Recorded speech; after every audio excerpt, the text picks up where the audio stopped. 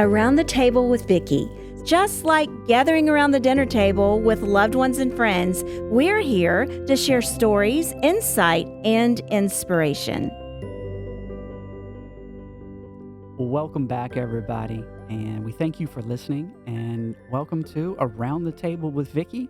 I am your co-host, Chris Runk, and to my right, as always, is my mother, Vickie Runk. Hi, friends. Great to be here today. And Mom, we're excited. We brought back a very special guest. Yeah. Back by popular demand. Back by popular Had to pay demand. me big bucks to bring me back on this show, man.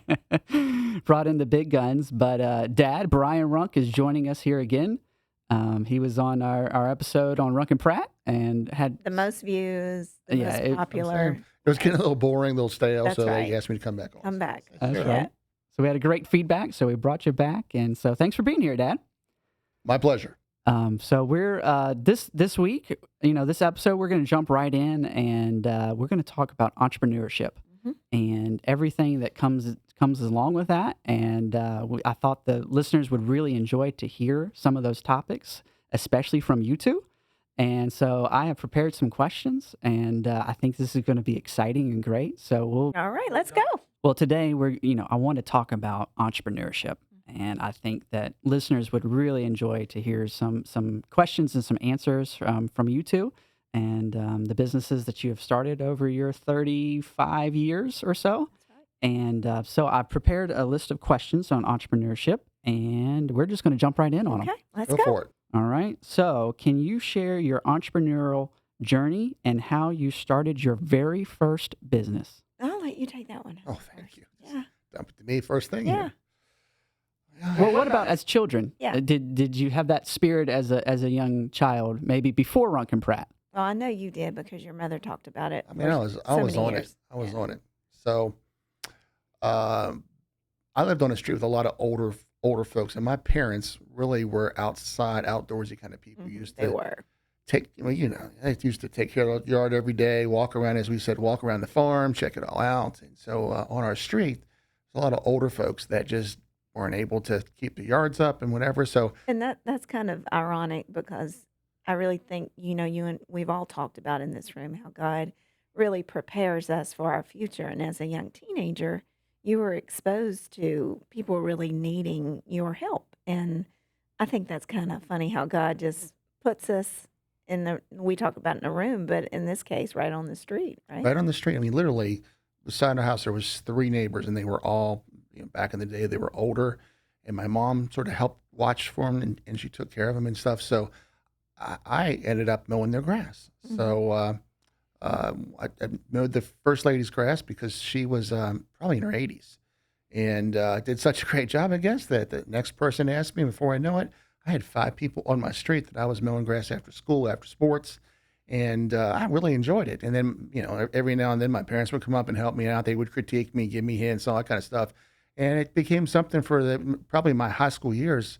Had my own little mowing company. And painting. Well, that's another story. Painting's a whole nother thing. So again, talking the neighborhood was that, the Runk's son is a little handyman. So this one summer, the neighbors behind us were moving, and he wanted to paint their house. And I had this at the time. I know it's probably not cool now, but back in the day, mopeds were a big deal. And there was this moped that I just had to have. But it was like $1,000. And so our neighbors behind the house were selling their home, and we got talking one day out in the yard, because we went out in the yard all the time and sort of hung out with everybody. And they were talking about painting, and I said, well, I'll try that. It sort of sounds like fun. I can handle that. So I ended up painting their house. It took me about 3 weeks. I made $900. So I was able to buy the moped, and actually felt like I did a really good job on that, and use those skills today.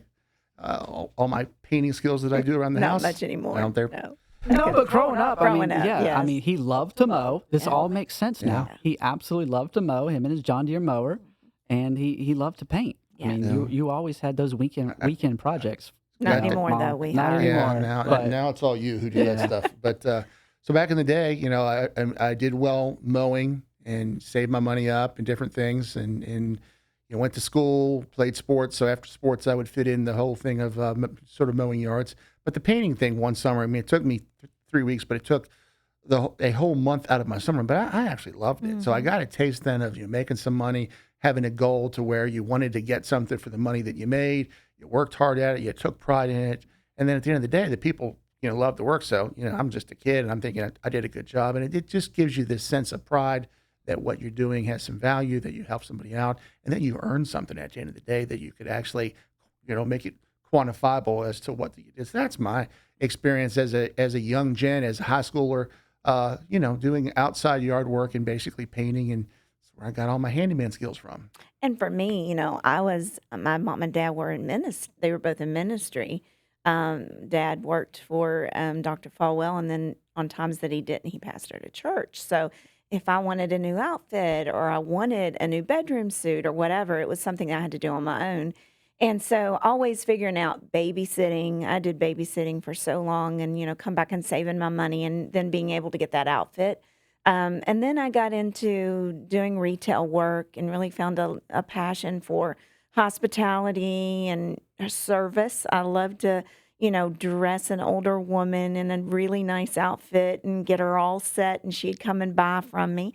I got into working for Elizabeth Arden, the main company, to where I traveled all through the state of Virginia and did makeup and it was always older women that I was able to make those bigger sales with, and I worked off a commission, so I would watch that bank account grow and grow and grow, and it really was able to satisfy all the needs that I had in those younger years. And so I loved growing a bank account. I loved being able to see my personality be what was able to reach those commission numbers, which gave me the desire to keep doing more and more. And so I loved business from the very beginning, and always trying to figure out how to get what I wanted, which is what entrepreneurship Hmm. is all about. And even though in those younger years it was tinier amounts, it was still the same idea. It was the same concept that you have to come up with some really unique ways to get to the goals that you needed to get to in life.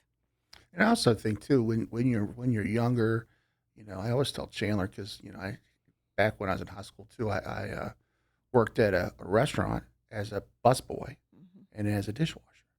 And I was telling Chandler, those kind of things and what you gain by that, by just doing those kind of trades. And then at one time they were going to move me to becoming a cook. Well, that just didn't work out. They tried me at the cook, it burned a few things, and that never worked out. So I It still still can't cook. doesn't to this So, day. Yeah.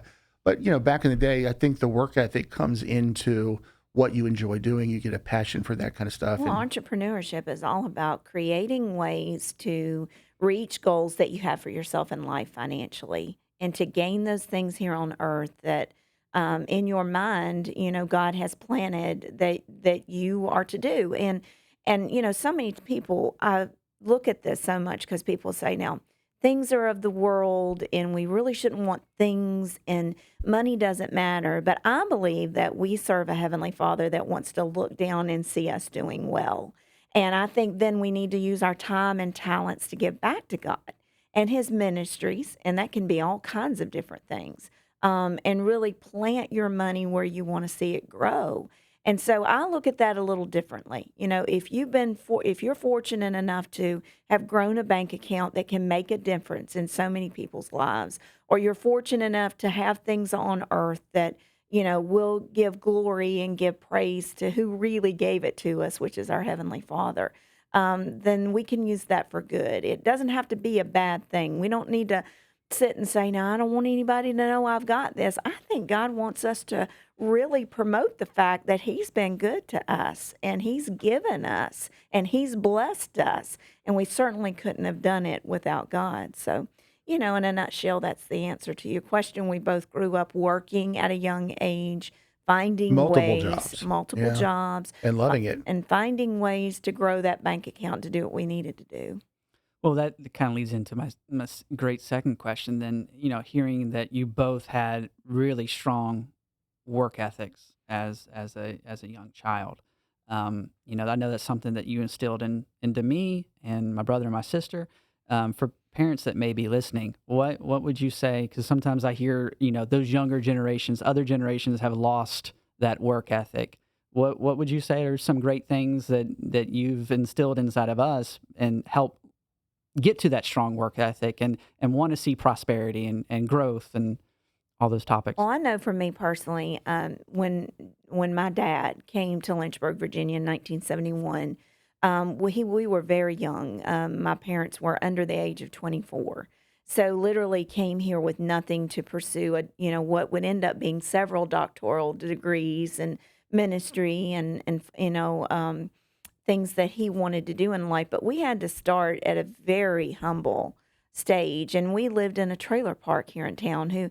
And that trailer park doesn't exist anymore. There's portions of it that does. And one of the things that I've done with you and your brother and your Hmm. sister is not once, not twice, but several times in your lifetime, we have gone back to that little road that I used to walk up to get on the school bus and go over, to get on to go to LCA at the time. But, I've said to you, we lived in less than 1,000 square feet. The ability to, get food at times was tough. I remember hearing my parents' conversation because my dad was making a sacrifice to come to a Christian college, to get an education that cost something, and to make a life for us that he felt like God was leading him. And so as a child, we were just, in that situation all the time, knowing that that's what drove me to do what I do, and have done for the last 35 years, which was my goal was to be financially independent to the point to where I could leave a legacy to my children because I knew how hard my parents had it in those early days. And I know, and you can talk Hmm. about what did you feel like when I took you there from where you were brought up and what you lived in, and you were able to see the hard work that went into all of these years. Like, how did you feel about that? Well, I mean, yeah, and you see. I mean, one of my goals always is to carry on, the tradition of a hard work ethic. And I remember, that's a lot of what people ask me is like, what do you do? Why do you work so hard? And I was like, listen, I've grown up, and that's all I've seen modeled.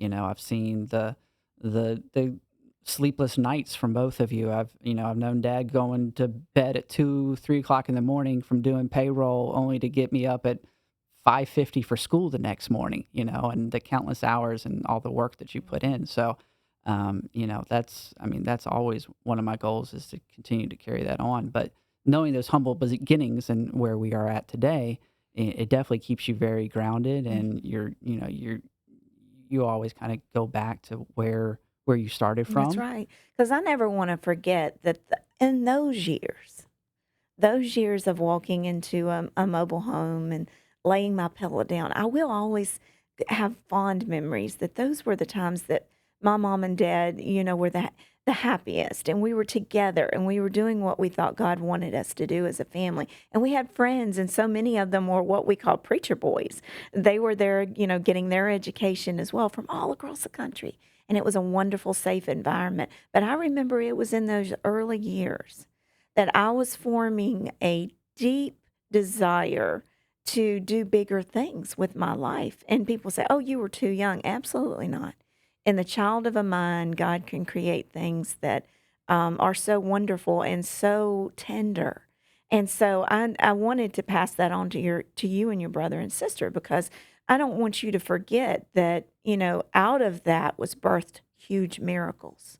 I mean, not just career miracles, financial miracles that God was able to really show off.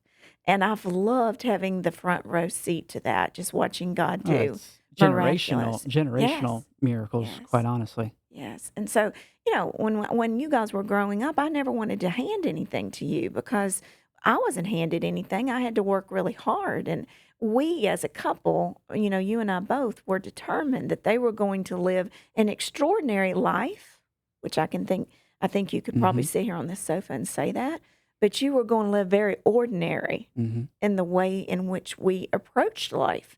So when we went to a restaurant, I mean, we have to laugh at your father because even There to we this go. day, Cut on dad again. when we went to a restaurant, we were deciding whether we were all going to get water Yep. Mhm. because then we maybe wanted one or two desserts at the end, and the And if you were cost going of to the order it, you had drinks. to eat it. That's right. Yeah. The cost of the Well, drinks. honestly, we still do. We still Quite do honestly, that, Dad's and like, "Hey, you get water, I'll get a Diet Coke, and we'll split." that's I'm right. like, "Dad, just get 2 Diet Cokes." Yeah. But I mean, yeah, And I sometimes I have can. to kick him under the table and say, "Let them get what they want to," Yeah. and we do. Well, But it's been nice to not take for granted those wonderful things that have come to pass because of hard work, dedication, and ultimately God's blessing. It's been wonderful to live an extraordinary life in an ordinary way so that you and your brother and your sister don't forget that you're privileged to be able to walk the road of entrepreneurship Yeah. because that's something that your dad and I did not have. And so that's a gift that we're giving to you guys. And then to just create an atmosphere for the three of you all that you never forgot to appreciate what you had. And so we were always thankful.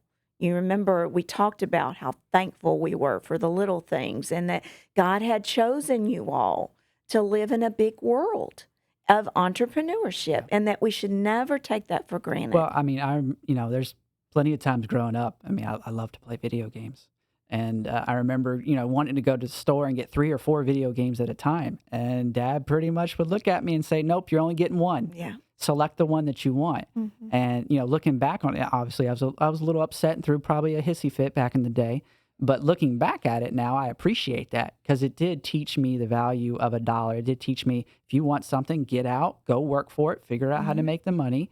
Well, And and if we talked really about in depth about you, you are one to never throw anything away. You're going to put it on Facebook Marketplace. And that's gotten us in trouble so many times. I mean, a hey, $20 I love to pair of sell. sunglasses. Everything has a value. Yes. And so I have to I say, like to hustle. you are definitely an Yes. entrepreneur and in your rights too. And also if you think somebody can use something, I'm so proud of the fact that you've left your childhood with all the wonderful things that we taught you to always think about others, that may need or want, and how can we meet those needs. And we were cleaning out something the other day, and you hauled half of a truck over to the office because you knew there were people in here that could use those things. And I never want you to lose that spirit of giving and appreciation and always understanding the value. And I remember when you were little, there was one time that you shared, I knew you were supposed to be bringing back some change in your lunchbox for a lunch that you had brought and that we had bought for you that day. And I knew there needed to be some pennies and quarters and nickels in there. And I looked at you and I said, where are the pennies to make up what you lost here? The difference between what it cost. And you looked at me and you said, well, the pennies don't matter. I threw them away. And do you remember the talk that we had? I looked at you and I said, all those pennies matter. Don't ever leave any behind and definitely never throw them away. And we had a long conversation about how that back, 80 years ago, Yeah. those pennies would have bought what dollars, Yep. by today. And I hope that I've been the kind of parent that have always tried to, instill in the three of you all. And I can say all three of you understand what it costs. And I took that to heart. As you know, I still at this age, I have a piggy bank in my room right You now. do. I save every bit of change Yes. I can find. I So remember us cashing took in those that pennies, and you had like to heart. $1,300 one Yeah, time. You said, it "Look did at add there, up. Mom." And so I'm glad I took the time to tell you to collect the Yep. pennies. And that's when we started collecting your pennies. Yeah. Is I would say, bring them home. I'll get you a big container. We did. You remember those little containers where you would put it in the container and it would count It would automatically 2 count for you. cents. Yep. Yeah. Yep. And I'm so glad. Like I don't have any regrets with that. That we never really handed it out. You had to work for it, all three of you. So I would classify you both as serial entrepreneurs. Mhm. What is there anything that inspired you to become a serial entrepreneur? Well, for us getting into the senior living, business, and you can talk a little bit about this too, so I'm not the only one talking. But one thing led to the other. So we would have the senior living, dining rooms, and I would need to go rent linens because we were having a big party. And we thought, let's just do our own party company.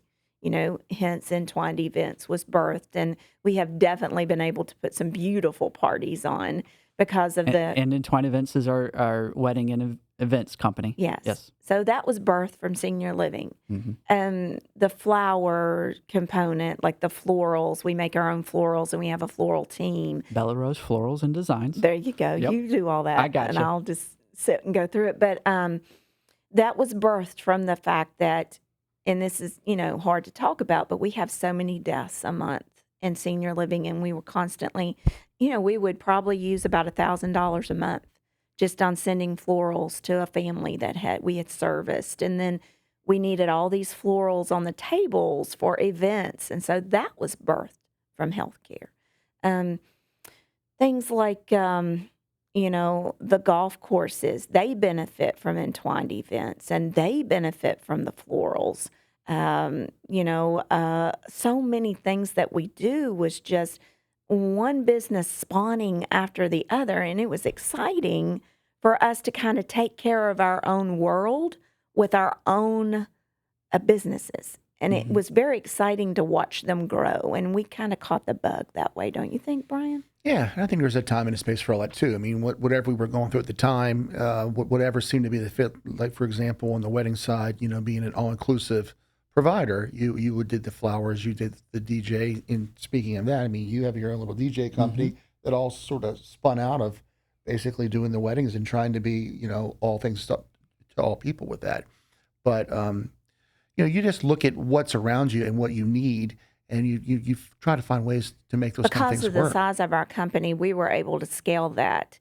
But it starts small. I mean, we It didn't, people ask, Well, it really starts off kind of, you just said the word. I mean, it's filling a need, whatever that listener or individual may be. If you have an idea or you notice, hey, I could fill that niche, or there's a need there and I can provide a service or a product to fill that. I mean, that's where most of the ideas and the concepts and great businesses come from, is filling a void. I think at one point we did tax returns for 19 different companies. And, when you hear that, you're like, oh my gosh, but it really was all about filling the needs within our own company. Even if we never sold a floral arrangement to an outside person, we were saving money by doing it ourselves. And that was also part of the fun of the whole development of companies is how much can we save by doing this that then we can put into something else. And for us too, it was about creating jobs, watching people's lives be able to mesh with ours. And we became a company to where we cared about employees and we cared about the people that helped get us where we were. And today we have 480 employees, and we started with 9 back in. Wait, can you say that again? Yeah. We started with 9 employees back in 1992, and today we have 480.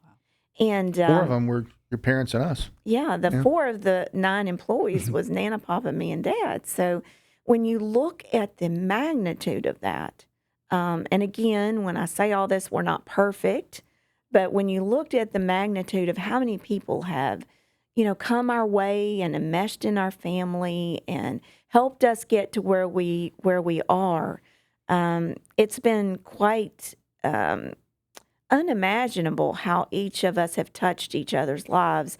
I have something I'd like to share. When I was looking up today, and it says, because at the end of the day, the right people fight for you.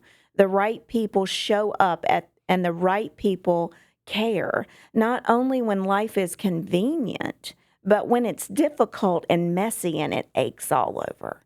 And that just kind of stuck with me when I found out we were going to talk about this today, because if we think about over the last 32 years and the people, the employees that have become family, and during that time, during that season, they were here for a season. Some of them haven't made it, of course, the whole 32 years. Some of them have. They served what we needed done for that season. And there's sometimes that people can't take you all the way, but they take you just the exact amount of the way that God has during that time. And so that's been exciting too, is to meet when we created these companies, to meet the employees that would take us where we needed to go. And they always open the doors for those people to come that we needed to open the doors. And, a lot of people were hired for certain things and they evolved into something else, and they learned as well, and they've developed. There's a lot of people that work for us that are doing things on their own now from things that they've done. Absolutely. There's been people that worked for us that ended up being an entrepreneur Yeah. themselves because they were able to come in, get the training, get the expertise, and then move on to something else. And we always say, if you can go on and do better past Hmm. our time together, then we'll be your biggest cheerleader. Right. And so thinking back over all of that, it's been the whole world of entrepreneurship. It can never stay the same, right? That's one of the things that we've learned together and as a family, that if you're evolving and if you're moving in the right direction with your business, it won't stay the same. And that's a little hard sometimes because you get used to certain people doing certain things. And then all of a sudden the next year you're sitting there and it's all new people and it's all new faces, but it's just part of the world of business. That's a great point, because there's times I know that I've thought of at times where you have to have certain people, and certain people are so key to what you do, and like how would you ever exist without these certain things or how you've always done it, and in every situation that I can recall of when I just thought you had to have a certain person or you had to do it a certain way, you make that change and you adapt, and actually you become stronger. I think every time that that's happened for us, it's pushed us to new levels and doing new things that have actually made us stronger. So true. Yeah. So on the topic of being a serial entrepreneur, how do you? I know you get presented with a lot of business opportunities. We Um, sure do. how do you make the decisions on which ones you should or should not pursue? Is there a process to that? I think there really is. There's a legal process to that, to where if it's something that we feel like could be financially advantageous to us, we take it to a Well, group of lawyers. yeah. We talk to very confidentially with some of our lead bankers to see what's going to be the rate of return and how much risk is it going to be. And ultimately, it has to be something that you But and you I. sort of surround yourself with advisors that you trust, Mhm. people that know you, know what you do, know how you operate, so that they, when because you go to them for advice to say, how we operate, our strengths and our weaknesses, and you evaluate that situation. So we always, as a couple, spend a lot of time just bouncing ideas off of ourselves, but then we always do run it by people that we know to try to get their feedback. Ultimately, I'd like to leave the word of advice, though.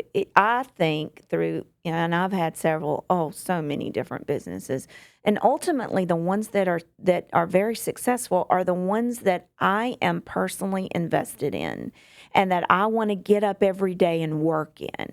And if it's just an investment that is going to give us a rate of return, but we don't have that personal attraction to it, it ends up being something that, at the end of time, it's done its thing. It's like a stock. You just let it go at that time. I think the ones that, personally have done very well for us are the ones that one of our family members or all of us can Mhm. dive into and say, this is a lot of fun. I've loved growing it from here to there. Even property that we've obtained that we took that was nothing at the time that we bought the property. And because of our expertise in design and different things, you look back 8, 10 years when it's time to let it go, and you're like, gosh, I didn't even remember it was that bad when we bought it. And now look at what it is today. But it's because we had a personal interest in it, and it was fun doing it during the time. So I would advise listeners that are talking about, getting into something, make sure you love it. Yeah, I agree. I think being excited about something and having a passion for it. I mean, there's a lot of good ideas that probably, if you want to work hard on, you can make work. But you really need to find something that you enjoy doing, that's fun, that gets you up every morning, that motivates you. That when you see progress, you can take pride in that, because everybody can do a job, do something that they get a check, and they get a reward for Mm-hmm. crossing the finish line. Mm-hmm. But I think to really be successful, you have to find things that you personally enjoy, that mean something to you. And for us, I think it all sort of centers around people. I mean, we love to invest in things that ultimately help other people. I mean, the seniors that we work with, I mean, we always say one of the things that we enjoy most, I mean, there's office time for me and different things such as that. But when we get to go in the buildings and see the residents and talk to the families and sort of see the impact it has, I mean, to me, that I always tell you, that's what sort of recharges me, is the fact that the thing that you that you make money from, that you understand the impact it has to other people. So when you Well, go Christopher, home, remember, I remember not long ago, there's times that we are not into buying new businesses. And one of the things that you've said to me so often, "What's next, Mom?" Hmm. And you're like, I can't sit still. Like, Yeah. what's next? Yeah. I'm like, oh my God. Well, We just got it settled. We got everything right where it needs to be. And you, I mean, you're asking us the yeah. questions, but I mean, I could revert that back to you. You love the excitement of us buying something or investing in something in which you can really pour yourself into. And I mean, I will have to say that golf course at Ivy Hill, compared to what we got it in to where it is today, you and your brother have just poured yourself into it.